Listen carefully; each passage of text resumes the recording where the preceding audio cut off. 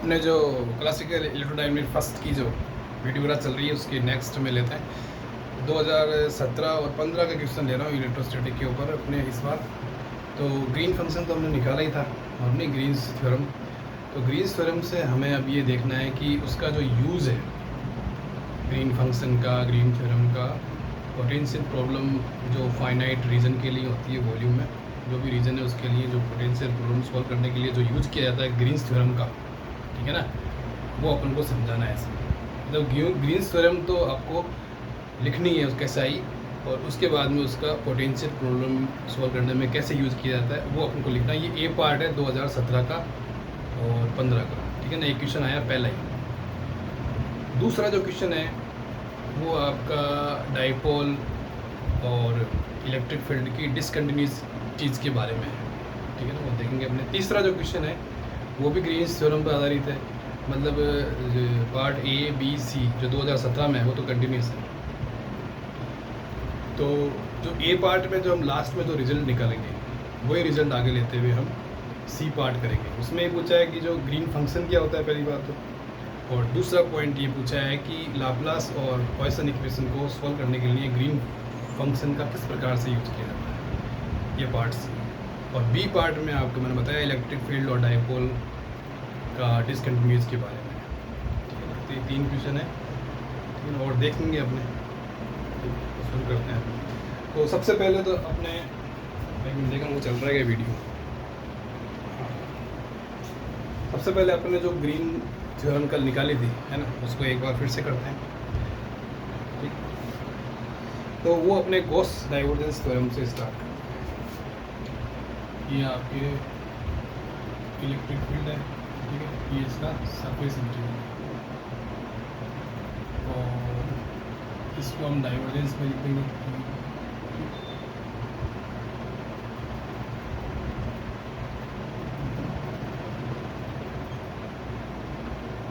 Gauss divergence theorem होती है surface integral और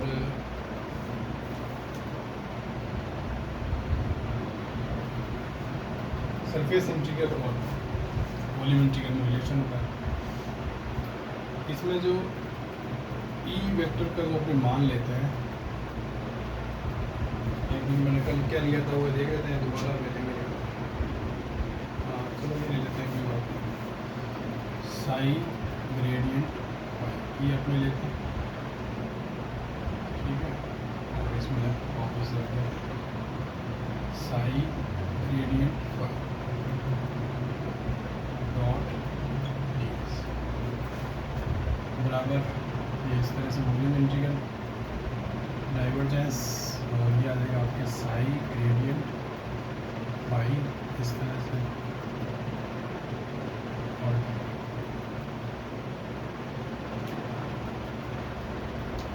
फिर अपन ने इसका जो डाइवर्जेंस निकाला था साई ग्रेडियंट फाई का, उसमें एक तो अपने पास में ये आया था ग्रेडियंट साई ग्रेडियंट फाई, एक अपने पास में आया था साई ग्रेडियंट स्क्वायर फाई। बार बार वेक्टर नहीं जाऊँगा मैं ग्रेडियंट के ऊपर, ये जो ऑपरेटर है इसके ऊपर, क्योंकि ठीक है ऐसे। तो इसकी जगह अपने ये लिख सकते हैं, और इसको अपने ऐसे भी लिख सकते हैं कि भाई जो ग्रेडियंट उसको मतलब एक तरह से आपका प्रवणता ही है, ग्रेडियंट को हिंदी में प्रवणता कहते हैं। तो इसमें ये है कि आपका जो स्लोप है ये, ठीक है ना, और ज़्यादा स्लोप कैसा होगा और नॉर्मल होगा। तो अपने इसको इस तरह से भी लिख सकते हैं करली फाई अपॉन करली एन, और एन के लिखना पड़ेगा डॉट ds, ठीक है। और ये वॉल्यूम, इसकी जगह अपने क्या लिख देंगे gradient psi gradient phi plus psi gradient square phi, ठीक है। अब हमें क्या करना है, पहले देखा था अपने फिर कल साई फाई का आपस में इंटरचेंज करना। तो अब इसमें भी इंटरचेंज हो जाएगा, तो अपने सिंपली इंटरचेंज कर लो डायरेक्टली, फाई कर ली psi upon curly N के डॉट डी एस,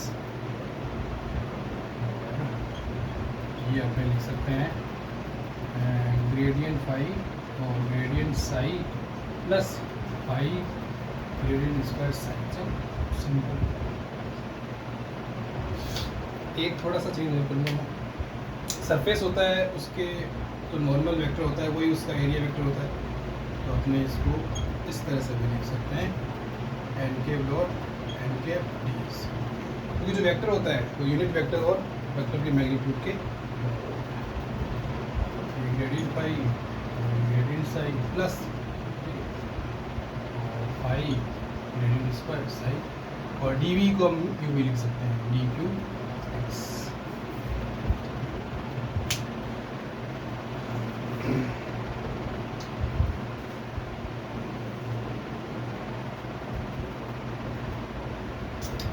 ये तो फाई साई वाला है ना, तो ठीक करते हैं।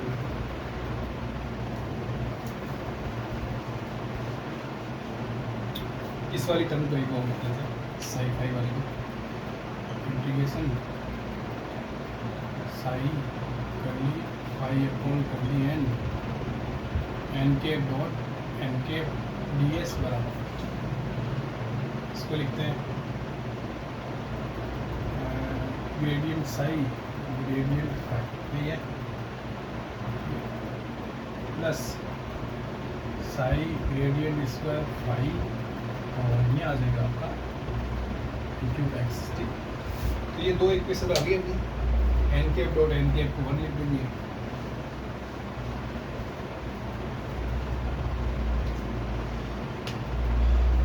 अब एक इक्वेशन ये एक इक्वेशन ये,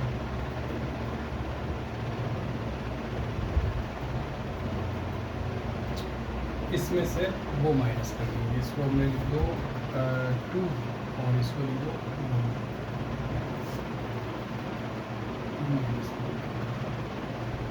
कैसे ही माइनस कर दो वापस चेंज होता है, बता रहा हूँ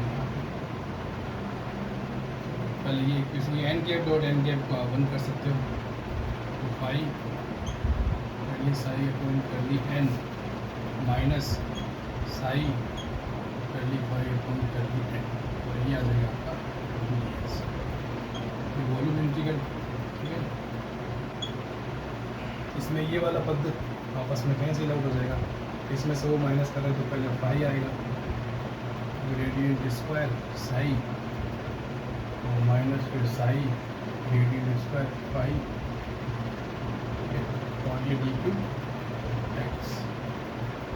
तो ये हमारे पास में हमने कल भी याद करी थी ग्रीन थ्योरम, यहाँ से स्टार्ट करना है अपन को ये सवाल, मैंने तो ऐसे ही बता दिया, मैंने कहा कि कैसे आता है ये आपको बता दिया, कल भी बताया था। अब आगे अपन को इसमें यूज लेना है,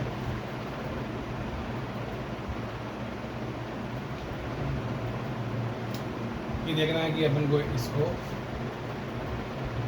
पोटेंशियल की प्रॉब्लम सॉल्व करने के लिए कैसे यूज करें।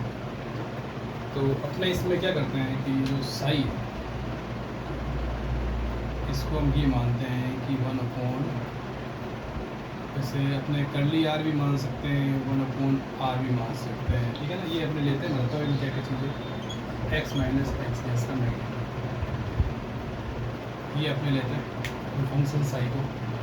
अब इसमें क्या है कि एक तो अपना होता है ओरिजिन, ठीक है, एक होता है अपना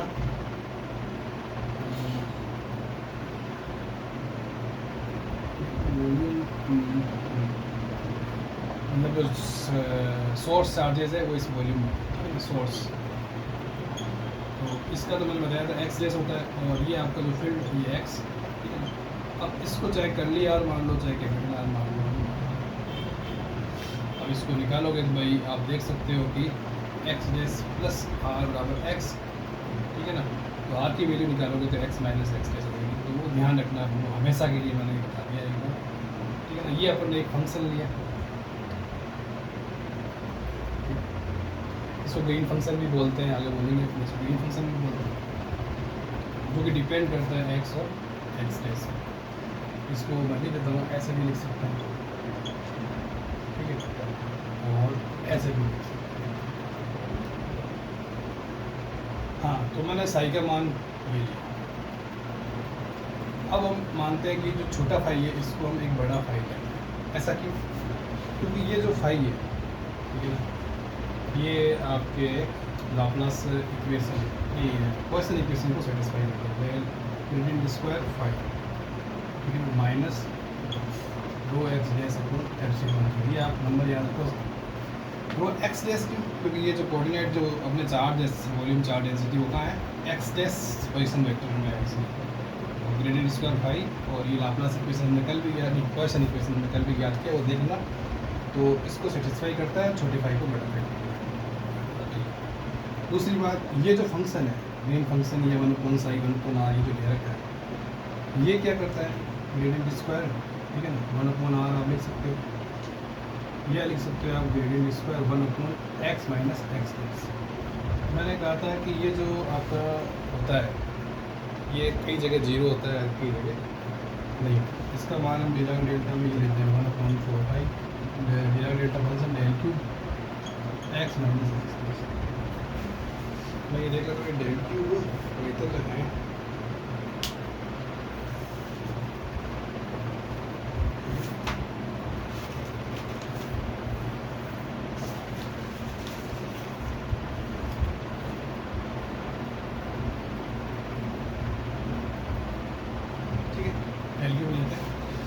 डिराक डेल्टा फंक्शन का मतलब ये है कि ये किसी एक पॉइंट पर, मतलब x के किसी एक मान पर ये मैक्सिमम मान देगा, इनफाइनाइट मान देगा, बाकी अदर वैल्यू पे जीरो देगा।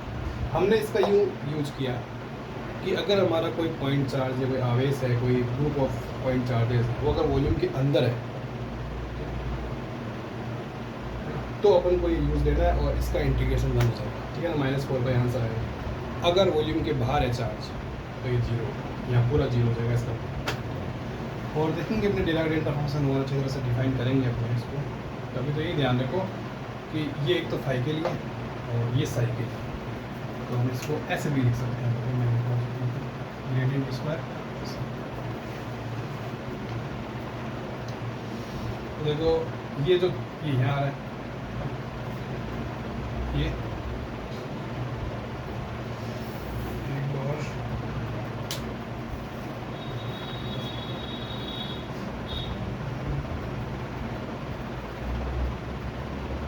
ठीक है, चलो करते हैं।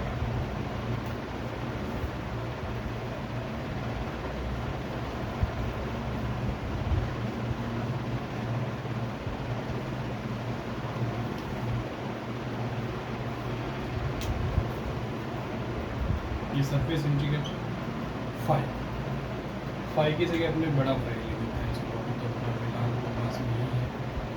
और curly psi upon curly R, तो कर्ली अपॉन कर्ली एन लिखते हैं। एन को आप एन डैश,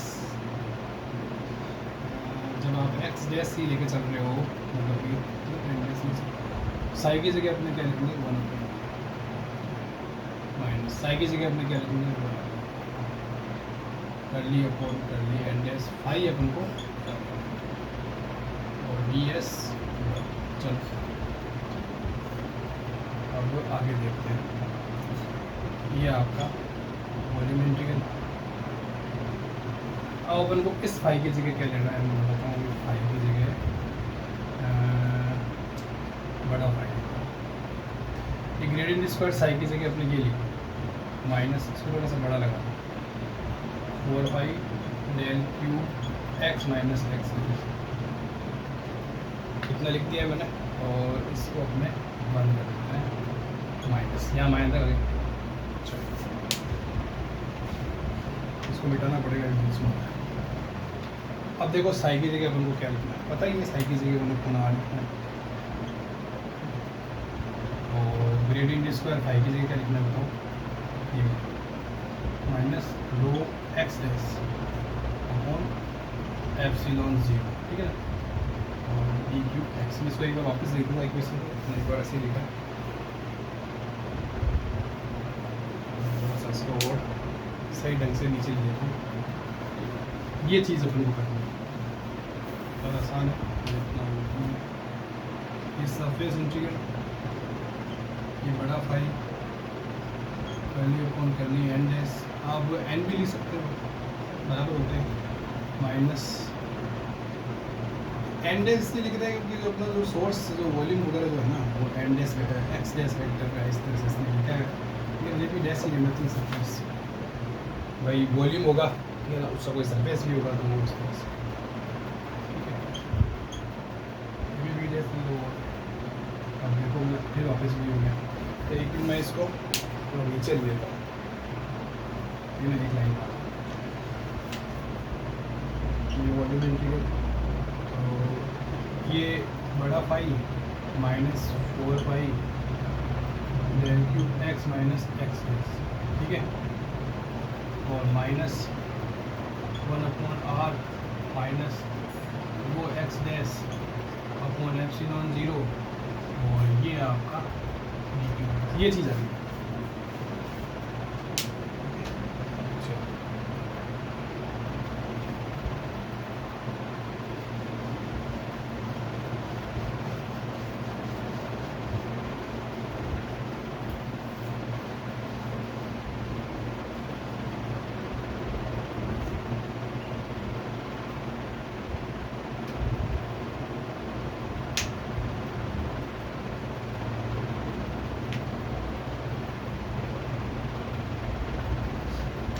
ये क्यों कर रहे हैं हम इस फाई का मान,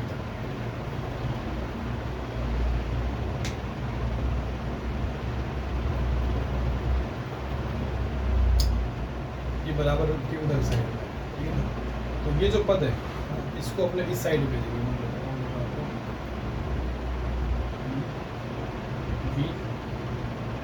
ये आपके जो बड़ा फाई एक्स डैश का फंक्शन है और 4 पाई और del cube X minus X dash, यही है। डी क्यूब एक्स का देखें तो एक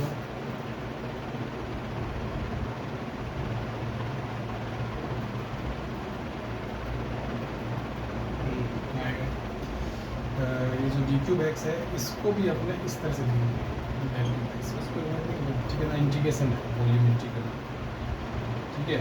तो अपने ये पद अपने इधर लिया, ये पद आपका प्लस है, ये उस साइड में प्लस है तो प्लस भी रहने दो, ठीक है।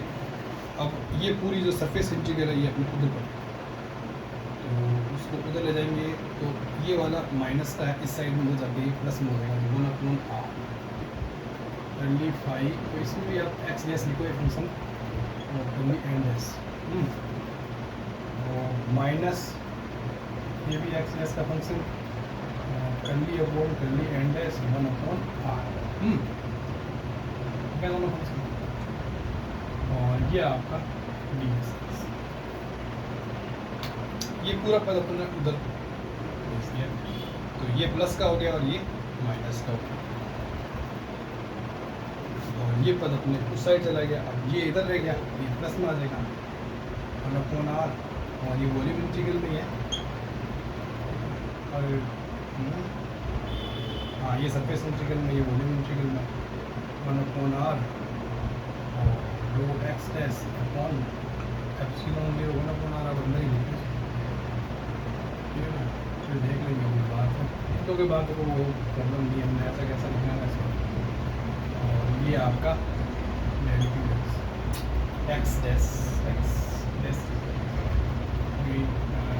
डैश लिखना सही रहता है, क्योंकि जो अपना सोर्स पॉइंट है वो सब पोजीशन वेक्टर एक्स डैश है, और जो अपने पूरा समाकल और जो भी डिफरेंशिएट है वो सब एक्स डैश में ही हो रहा है, और अगर आप डैश नहीं लगाते तो वो अपने आप समझ लेगा टैक्स का कुछ होगा। तो ये अपन ने लिख दिया।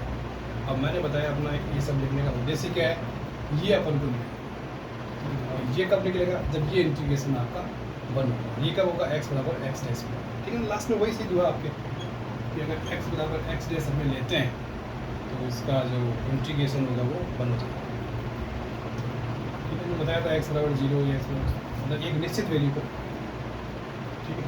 अब अपन को क्या करना है, 1 हो जाएगा इंटीग्रेशन ही ध्यान रखना, तो 1 होने से क्या हुआ, अपने पास में केवल ये 2 पद बचेंगे, ठीक है ना। तो अपन को केवल फाई एक्स डैश निकालना है, तो ये 4 पाई का उसमें भाग जाएगा उस साइड, ठीक है। तो पहले पद अपने ये लिखते हैं 1/4 पाई एप्सिलॉन 0, ये अपने बाहर निकाल दिया, ठीक है। और ये आपका वॉल्यूम इंटीग्रल रो एक्स डैश अपॉन r और डेल क्यूब एक्स, ठीक है। और प्लस इसमें भी 4 पाई का भाग जाएगा, ठीक है ना। मैं मिटा देता हूँ नीचे,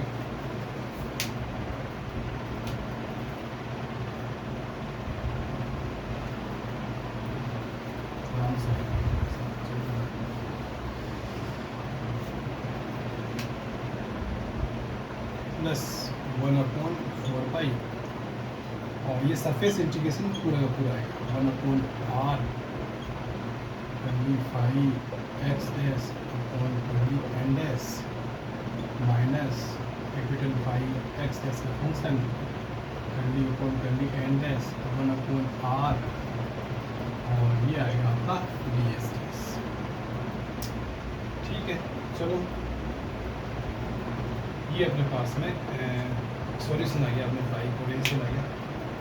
अब इसमें ये समझने की बात है कि आपका जो वॉल्यूम है, ठीक है ना, उसके अंदर अगर पॉइंट चार्ज है, अंदर पॉइंट चार्ज है, मतलब रो का मान आ रहा है, वॉल्यूम चार्ज डेंसिटी का मान हमारे पास में है, तो हमें सिर्फ ये वॉल्यूम इंटीग्रल काम करेगा, सरफेस इंटीग्रल वहाँ 0 हो जाएगा। दूसरा पॉइंट, अगर हमारा पोटेंशियल केवल मतलब जो पोटेंशियल है फाई या पोटेंशियल का जो लंबवत घटक है ना, इसको न्यूमैन कंडीशन भी बोलते हैं, नॉर्मल डेरिवेटिव है del phi upon del L, तो ये अपन को लेना है।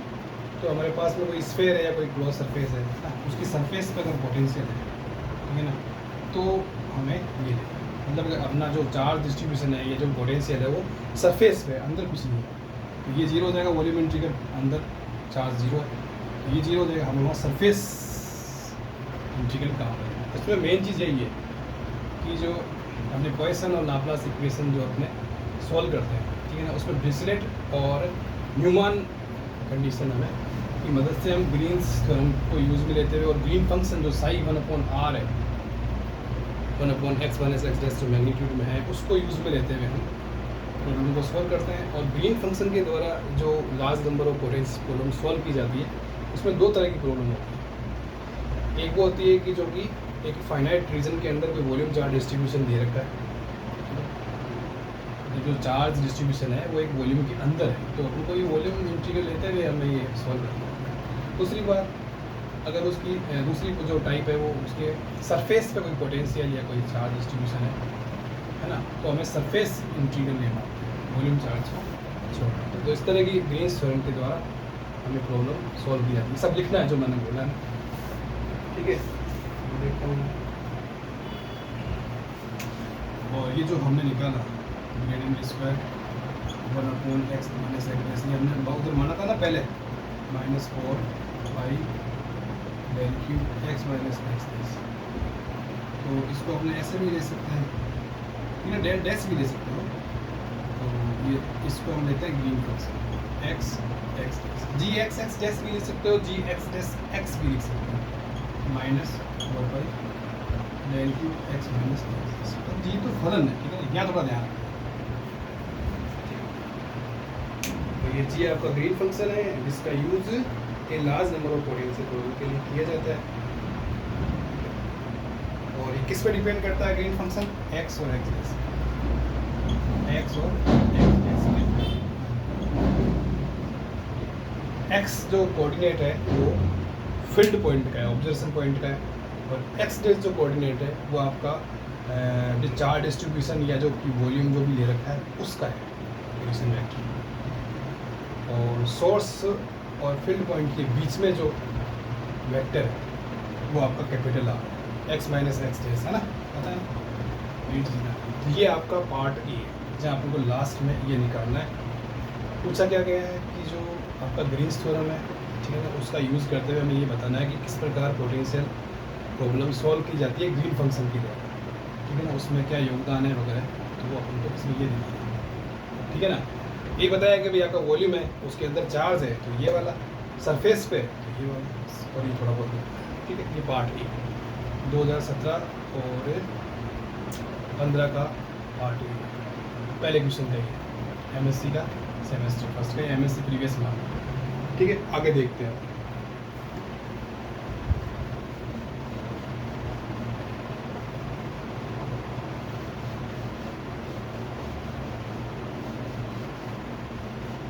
मैं एक बार टाइम देख लेता हूँ,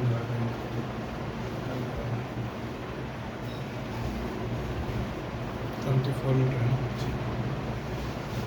अब अपना जो 2017 में जो पार्ट बी क्वेश्चन आया था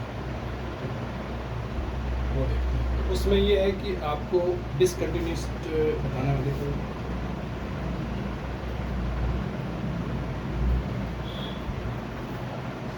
उसमें आपको डायपोल लेयर के लिए और इलेक्ट्रिक फील्ड के लिए डिसकंटिन्यूटीज़ के बारे में चर्चा करनी है, बताना है। तो उसमें सबसे पहले आपको गॉस लॉ लिखना पड़ता है, ठीक है, ई डॉट, और ये होता है आपका सिग्मा क्यू अपॉन एप्सिलॉन। ये आप लिख सकते हैं क्यू अपॉन एप्सिलॉन। ये जो सिग्मा होता है ये आपके सरफेस चार्ज डेंसिटी है, मतलब क्यू अपॉन ई। तो हम इसको ऐसे भी लिख सकते हैं, E dot D S sigma A upon epsilon. ये अपन ने कोई सरफेस ले ली, इस पर सिग्मा सरफेस चार्ज डेंसिटी है, और ये अपन ने कोई पिल बॉक्स लिया, ठीक है ना। पिल बॉक्स ये होता है एक सिलेंड्रिकल शेप होती है, बस उसकी जो ऊंचाई है लंबाई है बहुत नेग्लिजिबल होती है, अकॉर्डिंग मतलब कि लगभग 0, ठीक है, बहुत कम होता है, इसमें फ्लक्स नहीं होगा। अब इसमें क्या है कि मैं ये कर दूँ इलेक्ट्रिक फील्ड इस तरह से जा रहा है, सरफेस जो है इस तरह से, तो नीचे की तरफ जो आपका जो बिलो इलेक्ट्रिक फील्ड का कंपोनेंट है नॉर्मल, वो इस तरह से है नीचे की तरफ, और ऊपर की तरफ जो है इलेक्ट्रिक फील्ड नीचे ऊपर जा रहा है, तो अपने इलेक्ट्रिक फ्लक्स निकाल सकते हैं। ये इलेक्ट्रिक फ्लक्स का ही है एक बात। दूसरी बात, इसका जो अपने एरिया लेंगे ना, ये सरफेस ऊपर से, भाई ये लंबाई तो इसकी बस नेग्लिजिबल 0 है, लगभग बहुत कम है। ये एरिया अपने यूनिट ले लेंगे, ठीक। और ई डॉट डी एस क्या होता है, फ्लक्स ही होता है। तो फ्लक्स कैसे निकालते हैं अपने, जो आउटर विरुद्ध बल रेखाओं में से इनर वाली माइनस कर देते हैं। तो हम क्या करेंगे, ई अबव नॉर्मल कंपोनेंट माइनस ई बिलो, ये आपके ये अपन ने कंडीशन निकाली। ये हम से देख सकते हैं कि जो इलेक्ट्रिक फील्ड का जो नॉर्मल कंपोनेंट है इसके लिए इस प्रकार के डिस्ट्रीब्यूशन के लिए डिसकंटिन्यूस है। यहाँ 0 होगा ना तो कंटिन्यूस, 0 नहीं है तो डिसकंटिन्यूस। दूसरी बात, अपने ये जानते हैं कि हमने पढ़ा है जो इलेक्ट्रोडायनेमिक्स में कि जो टेंजेंशियल कंपोनेंट होता है, ठीक है ना, वो कंटिन्यूस होता है इलेक्ट्रिक फील्ड का, याद रखो आप, ठीक है। आप मैक्स का इक्वेशन अगर पढ़ोगे उसमें, तो टेंजेंशियल कंपोनेंट हमें इस सरफेस पे इस तरह से बनाना है, ठीक है ना। ये इस तरह से पहले हम ऊपर बना दो, चाहे इसमें ऊपर बना रहे हो, ठीक है ना। ये अबव वाला, ठीक है, और ये आपका टेंजेंशियल कंपोनेंट बिलो वाला, पैरेलल कंपोनेंट, टेंजेंशियल कंपोनेंट। तो इसका मान क्या होता है, ये अबव पैरेलल कंपोनेंट माइनस बराबर कर दो आप, ये बिलो। तो इसका ये बराबर में है, इसका अंतर लेंगे तो ये 0 हो जाएगा। आपको दिख रहा है इलेक्ट्रिक फील्ड इसमें यूज आ रहा है, तो इस तरफ तो होगा ही, वो भी कंटिन्यूस ही होता है ये, वो अपने देख लेंगे अकॉर्डिंग टू चार्ज डिस्ट्रीब्यूशन, ठीक है। तो इन दोनों को अपने टोटल लेंगे। भाई टोटल इलेक्ट्रिक फील्ड क्या होता है आप बताओ। देखिए टोटल इलेक्ट्रिक फील्ड होता है जैसे नॉर्मल प्लस अबव, वो सब जो भी लोग, ये दोनों अबव और ये दोनों, तो अपने जब ये बराबर है और इसका अंतर 0 हो जाएगा, इस तरह से अंतर लेंगे तो केवल यही बचेगा। तो अपने इस कंडीशन को और क्या लिख सकते हैं, टोटल लिख सकते हैं भैया, इस तरह से लिख सकते हो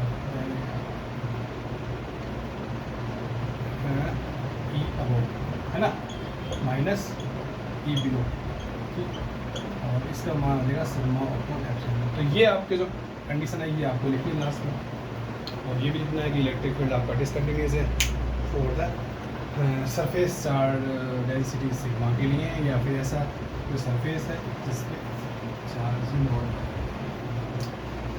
होमोजिनियसली समान रूप से डिस्ट्रीब्यूटेड है, ठीक है। अब अपन को क्या करना है कि पोटेंशियल निकालना है। पोटेंशियल के लिए हमें इस तरह से फिर सरफेस लेनी पड़ेगी, इस पर सिग्मा अपना सरफेस चार्ज डेंसिटी, और ये अपन को पॉइंट लेने पड़ेंगे। एक तरह से यही लेते हैं अपने, ये ए और ये, ठीक है ना। ये पॉइंट ए और बी है ना, बी ऊपर है और ए नीचे है। हमारे पास जो पोटेंशियल डिफरेंस होता है बी माइनस बी ए, एक ये लिखने से पहले ना आपको बता दूँ जो मैक्सवेल इक्वेशन है ना, फेराडे लॉ वगैरह पढ़ते हैं ना अपने, जो ई होता है वो क्या होता है माइनस d5b अपॉन dt, बिंदु भाग बल होता है ना।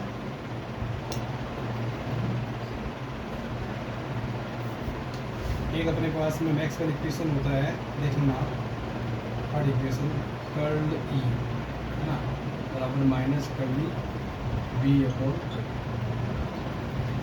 और ये सब लिखने की जरूरत नहीं है, बता रहा हूँ कैसा है। तो बी का फाई का मान क्या होता है आप जानते हो, फाई का मान होता है B A cos theta.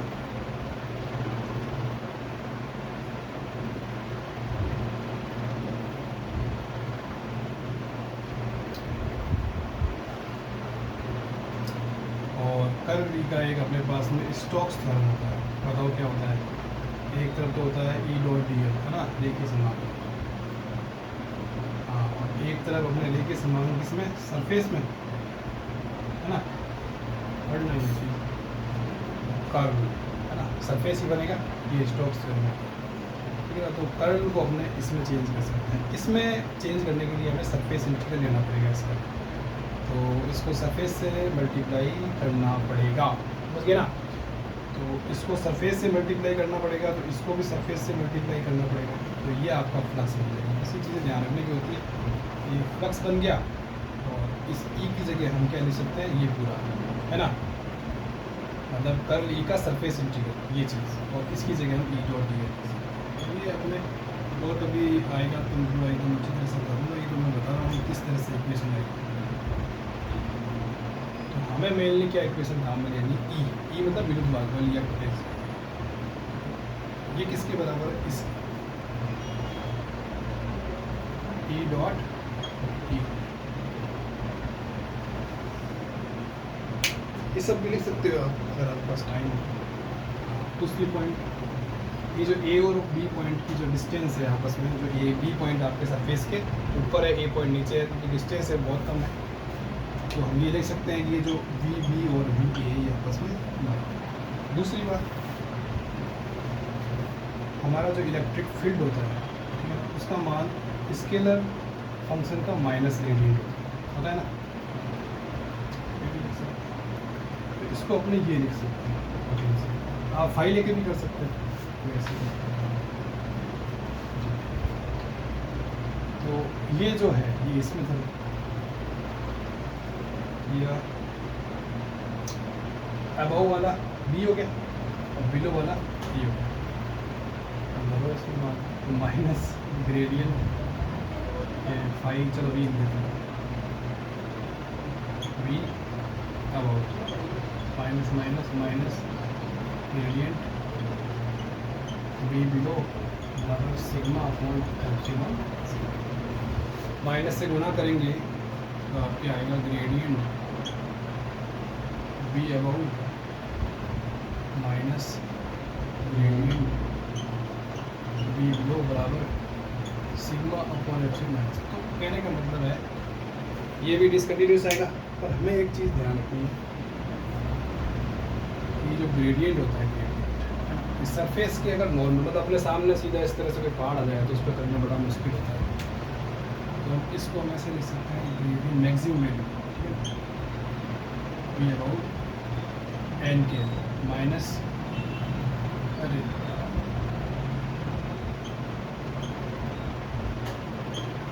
We below N के बराबर minus sigma upon epsilon 0 N के, ये एन के कैंसिल हो जाए अकॉर्डिंग टू, अगर वेक्टर फॉर्म में लिखें तो हमारे पास में जो लास्ट आएगा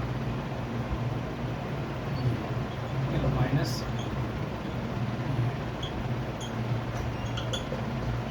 सिग्मा अपॉन एप्सिलॉन। इससे क्या है कि ये अपन को मिल गया, ये बता रहा है कि पोटेंशियल का जो नॉर्मल डेरिवेटिव है वो डिसकंटिन्यूस है, यहाँ जीरो नहीं, तो ये डिसकंटिन्यूस बता रहा है पोटेंशियल का और इलेक्ट्रिक फील्ड का डिसकंटिन्यूटीज बता रहा है। और ये जो पोटेंशियल बताया है ये हमें डाइपोल के लिए मान के चलेंगे, ए और बी, ठीक है ना, बी ऊपर ए नीचे इस तरह से, तो ये इसमें करना है बी पार्ट।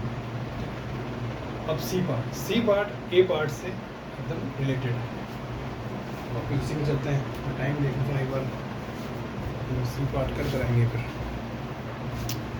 5 मिनट हो जाएगा।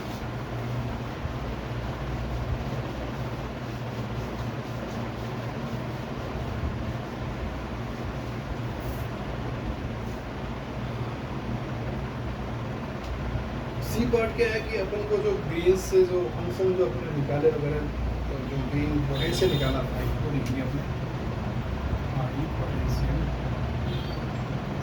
ये जो निकाला था मैं ये लिखता हूँ एक बार।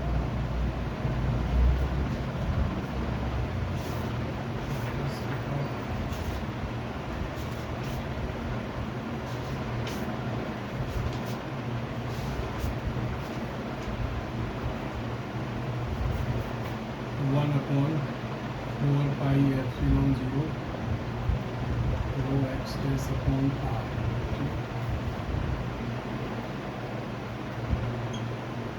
डेल क्यू एक्स आगे plus 1 upon 4π 1 upon R curly upon curly and five X dash minus 5x dash curly upon curly and डेस, ठीक है। और डेल क्यू एक्स डेस कर दो, डेस चल रहा है, ये अपन ने लिख दिया, पहले कर लिया था अपने अपना लास्ट रिजल्ट। हमें इसमें पहले लिखना है कि जो अपने साई माना, ठीक है, 1 अपॉन एक्स माइनस एक्स डेस, इसे पूछा है ग्रीन फंक्शन क्या है, ये आपका ग्रीन फंक्शन, ये आपका लिखा है। अब इसमें सेकंड पॉइंट अपन को क्या करना है वो देखते हैं।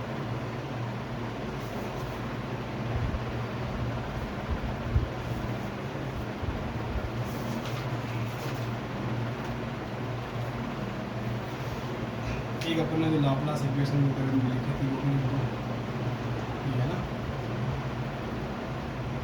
ये आपकी क्वेश्चन इक्वेशन है -4π del cube X minus X dash, और एक अपन ने फाइव के रूप में लिखी थी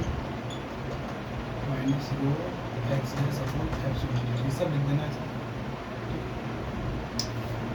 ये ग्रीन फंक्शन, ये आपके साई के लिए, ये आपके फाइव के लिए, दोनों की दोनों भाई, ये जीरो कब होगा पता ही है मुझे, और ये आपके क्वेश्चन इक्वेशन।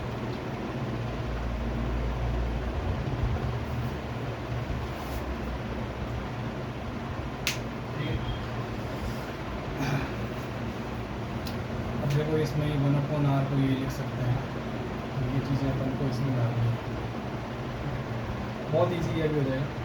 तो मैं इसको यहाँ ऊपर लिखता हूँ, चलो 5x डेस, अब ये 1 अपॉन 4π एप्सिलॉन 0, इसमें तो कोई चेंज होगा नहीं, ठीक है। रो एक्स डेस पे भी नहीं होगा चेंज। अब 1 अपॉन आर है, देखो मैं ऐसे बोलूँ 1 अपॉन आर है ना, एक minute, rho X dash 1 upon R की जगह में मैंने साथ जी एक्स डेस फंक्शन लिख दिया, और ये आपका एक्स, पहला पद तो हो गया, ठीक है ना। मैं एक बार ऊपर का मिटा रहा हूँ तो आएगा नहीं है, अब नीचे प्लस 1 अपॉन 4π, ये आपका इंटीग्रेशन 1 अपॉन आर को फिर क्या लिखना है हमको, जी एक्स एक्स एस, और 5x डेस, ऐसा कुछ, इसमें कुछ भी नहीं है, 5x डेस से कुछ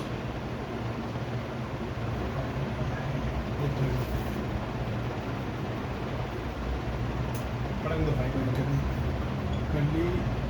5x days upon curly and days minus 5x डेस, हाँ डेल स्क्वायर है 5x dash curly upon and डेस, यह आपने लिख देंगे कि x, ठीक है ना। इसी लिखना ही इसमें इम्पोर्टेंट है, फिर उसके बाद में 2 मिनट करना होगा, ठीक। ओके, एक बार देख लेना भाई क्या किसको लिखा है। अब आगे एक हमारे पास में होता है डिरिचलेट, एक हमारे पास में होता है न्यूटन। तो डिरिचलेट में क्या होता है कि आपका क्लोज सरफेस है ना, उसके ऊपर जो स्केलर पोटेंशियल जो फंक्शन है ना वो जीरो, वो डिरिचलेट है। तो डिरिचलेट में ये जो जी डी है ना, इसको अपन जीरो, हमको क्या लग रहा है according to Dirichlet cross surface के क्रॉस वॉल्यूम के सरफेस पे स्केलर फंक्शन या पोटेंशियल जीरो, ये हमको डिरिचलेट के अनुसार लिखना है। फिर ये ठीक है, तो एक तो ये जीरो हो जाएगा, ठीक है। एक मिनट, एक चीज़ है कि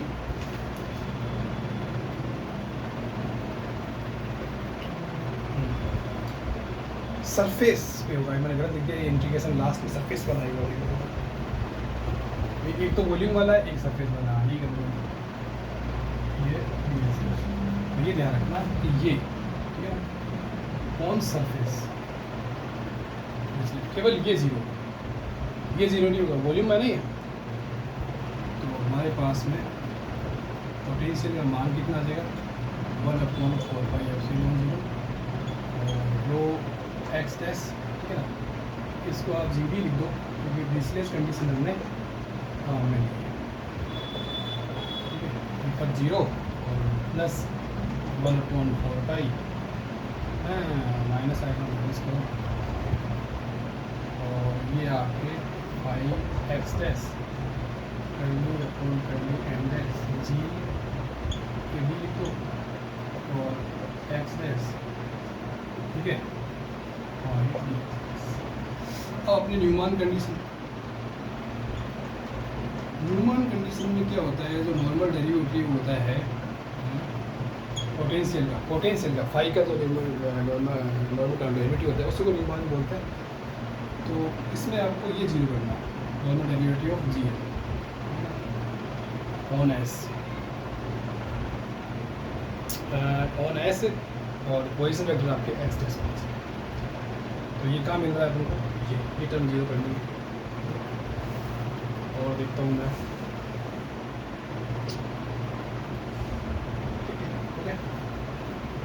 तो ये अकॉर्डिंग टू न्यूमान। तो हमारे पास जो पोटेंशियल का मान आ जाएगा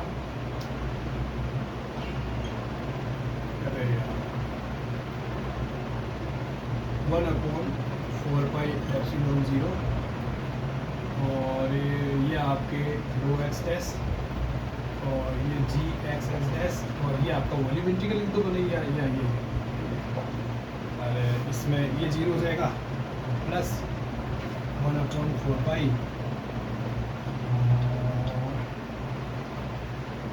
जी एक्स और एक्स डैश और करली upon curly N dash 5x dash और dx, ये आपके सप्लाई करना है आपको। इसको अपने फाई एवरेज भी बोलते हैं ऑन सरफेस।